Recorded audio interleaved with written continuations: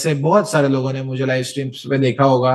अगर इंस्टा से आए हो तो वहां पे भी आपने देखा होगा कि मैं लाइव स्ट्रीम कैसे करता हूँ।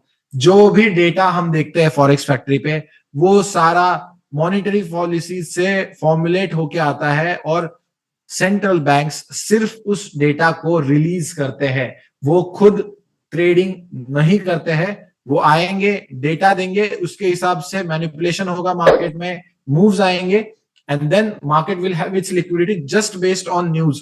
सो पहला टाइप है सेंट्रल बैंक्स, वो खुद कभी ट्रेड नहीं करते हैं। वो बस अपने देश की करेंसी को क्या करते हैं, स्टेबलाइज करने के लिए मार्केट्स में अगर यूएसडी बहुत ज्यादा इन्फ्लेशन डाउन हो रहा है तो वो थोड़ा सा बढ़ाते हैं। तो वो क्या कर रहे हैं, अपनी करेंसी को क्या कर रहे हैं, स्टेबलाइज करने के बारे में सोच रहे हैं।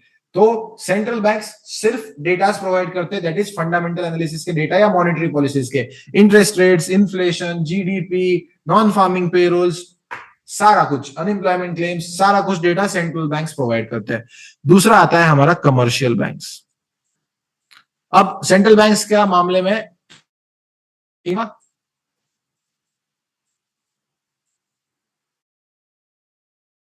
चार्ट ट्रेड होते हुए देखा है, बताया जरा कमेंट्स में। किसी ने देखा है आरबीआई का चार्ट ट्रेड होते हुए? नहीं देखा है क्या? सो जो होते हैं सिर्फ मॉनेटरी पॉलिसीज फॉर्म करते हैं, और वो अपना अपना हिस्सा देके या अपना पार्टिसिपेशन देके जो है निकल जाते हैं मार्केट से। सो समझ में आ गया सेंट्रल बैंक्स कैसे इन्वॉल्व है फॉरेक्स में? ऑफ कोर्स सबको समझ में आ गया होगा। इस स्लाइड के एंड में हम एक जो है, किसी को कुछ समझ में नहीं आया होगा तो हम पूछ लेंगे।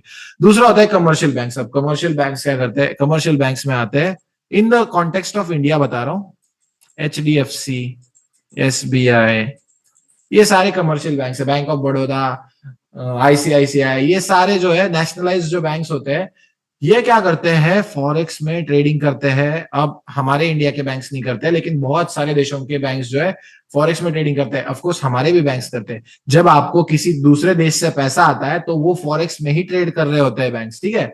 सो ऐसा नहीं होता है कि चार्ट पे आके आपको ट्रेड ही लगाना है तब भी आप फॉरेक्स में ट्रेड कर रहे हो, ऐसा नहीं होता है, ठीक है। सो ये फॉरेक्स ट्रांजेक्शंस में इन्वॉल्व होते हैं और अपने क्लाइंट्स, फॉर एग्जांपल इंडिया के बहुत फेमस जो है एक ट्रेडर थे राकेश झुनझुनवाला, वो मर गया अभी, तो उनके पास थे 3.4 बिलियन US डॉलर्स। आपको लगता है सारा डीमैट अकाउंट में होगा? बिल्कुल नहीं होता है। बैंक्स के पास उनका पैसा होता है, वो बैंक्स जो होते हैं उनका ऑर्डर्स एग्जीक्यूट करवाते हैं उनके बिहाफ पे। सो ज्यादा जल्दी भी होता है, और बैंक्स वाले लोग क्या करते हैं, बड़े क्वांटिटीज ले भी सकते हैं। इसलिए ये क्या करते हैं, खुद भी ट्रेड करते हैं और अपने क्लाइंट्स के लिए भी ट्रेड करवाते हैं।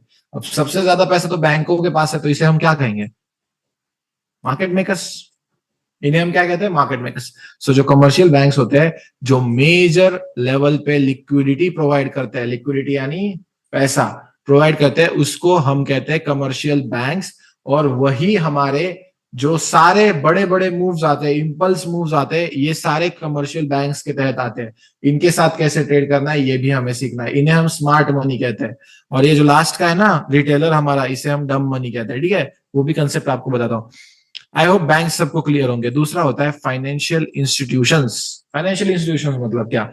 सर इन्वेस्टमेंट बैंक्स होते हैं पहले तो। इन्वेस्टमेंट बैंक्स मतलब क्या? कुछ अमीर लोग इकट्ठा आते हैं, अपना खुद का बैंक फॉर्म करते हैं, या तो उससे वो फॉरेक्स में ट्रेडिंग करेंगे, नहीं तो वो क्या करेंगे, दूसरों को लोन्स लेंड आउट करते हैं। इंडिया में बहुत फेमस कंसेप्ट है, I don't know if some people are watching out of country, वहां पे होता है कि नहीं मुझे पता नहीं है, लेकिन इंडिया में बहुत फेमस कंसेप्ट है। कुछ अमीर लोग इकट्ठा आते हैं, अपना अपना बैंक लगाते हैं, पद संस्था भी बोलते हैं उसे, या छोटा सा समझ लो कि बचत गट जो होता है औरतों का, कुछ महिला इकट्ठा आके पैसा बचाती है और उसमें से कुछ एक्टिविटीज करती है। तो वही जो इन्वेस्टमेंट बड़े लेवल पे बैंक्स होते हैं, बिलियनियर्स लोगों के, वो क्या करते हैं, स्पेकुलेटिव और हेजिंग पर्पसेस के लिए। अब हेजिंग मतलब क्या होता है? ऑफ कोर्स ट्रेडिंग में सीखने वाले, सब कुछ यहाँ पे कंफ्यूजन करके नहीं लेने का। दूसरे होते हैं हेज फंड्स। अब हेज फंड्स के पास क्या होता है, बिलियनियर्स क्लाइंट्स तो होते हैं, लेकिन यहाँ पे इनके पास एक प्लस पॉइंट होता है, इनके पास होते हैं हमारे जैसे एक्सपीरियंस्ड ट्रेडर्स। इनके पास कुछ नहीं होता है, इनके पास ज्यादा नहीं होता है, ये सिर्फ ट्रेड करते हैं माइनॉरिटी लेवल पे। लेकिन हेज फंड्स के पास प्रॉपर ऑफिसेस होते हैं, उसके बाद उनके ट्रेडिंग फ्लोर्स होते हैं, और वहां पे बिलियनियर्स लोग अपना जो है पैसा डालते हैं, और इन लोगों से यानी एक्सपीरियंस ट्रेडर्स से क्या करते हैं, वो ट्रेड करवा के अपना मनी डबल करते हैं या ऑफकोर्स रिटर्न्स जनरेट करते हैं, ठीक है, generate returns, yes exactly. Then उसके बाद आते हैं थर्ड टाइप, कॉर्पोरेट।